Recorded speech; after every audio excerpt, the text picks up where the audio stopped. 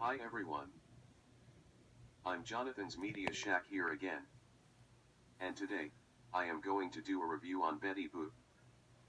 But, instead of using my own voice for this, I'll be using David's voice for this review. So, anyways, enjoy. Betty Boop has got to be one of the greatest classic cartoons I've ever seen. Let me tell you the reasons why. Betty Boop is an animated cartoon character that was created by Max Fleischer, with the help from the animators, including Grim Netwick. She originally appeared in the Talkertoon and Betty Boop film series, which were produced by Fleischer Studios, and it was also released by Paramount Pictures. She was also featured in 90 theatrical cartoons between 1930 until 1939. She has also been featured in comic strips and mass merchandising. A caricature of a jazz-age flapper, Betty Boop was described in a 1934 court case as combining in appearance the childish with the sophisticated, a large round baby face with big eyes, and a nose like a button, framed in a somewhat careful coiffure. And with a very small body, of which perhaps the leading characteristic is the most self-confident little bust imaginable. Although she was toned down in the mid-1930s as a result of the Hays Code to appear more demure, Betty Boop became one of the best-known and popular cartoon characters. Betty Boop made her first appearance in the cartoon Dizzy Dishes, released on August 9, 1930, the seventh installment in Fleischer's Talkertoon series. Inspired by a popular performing style, but not by any one specific person, the character was originally created as an anthropomorphic French poodle. Clara Bow is often given credit as for being the inspiration for Betty Boop. Although Fleischer told his artists that he wanted a caricature of singer Helen Kane, who performed in a style shared by many performers of the day, Kane was also the one that sued Fleischer over the signature, Boop Oopia Doop line. Betty Boop appeared as a supporting character in 10 cartoons as a flapper girl with more heart than brains.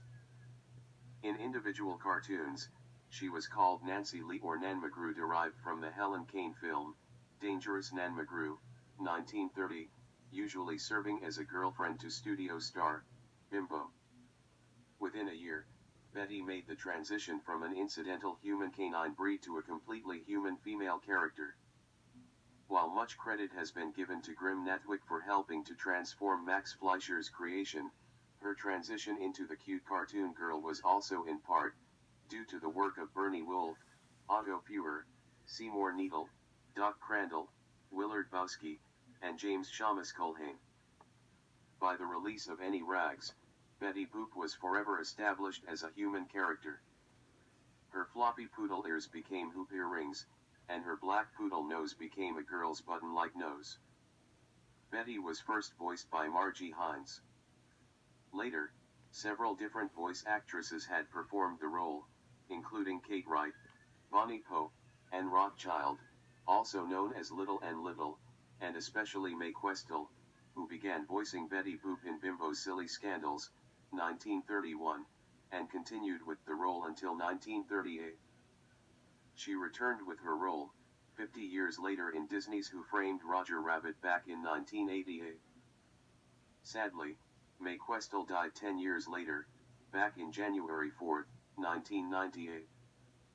Today, Betty Boop is currently voiced by Sandy Fox and Cindy Robinson. Although it has been assumed that Betty's first name was established in the 1931 Screen Songs cartoon Betty Co-Ed, this Betty is a different character, which the official Betty Boop website describes as a prototype of Betty Boop.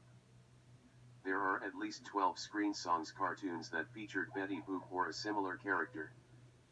Betty appeared in the first color classic cartoon, Poor Cinderella, which was her only theatrical color appearance in 1934.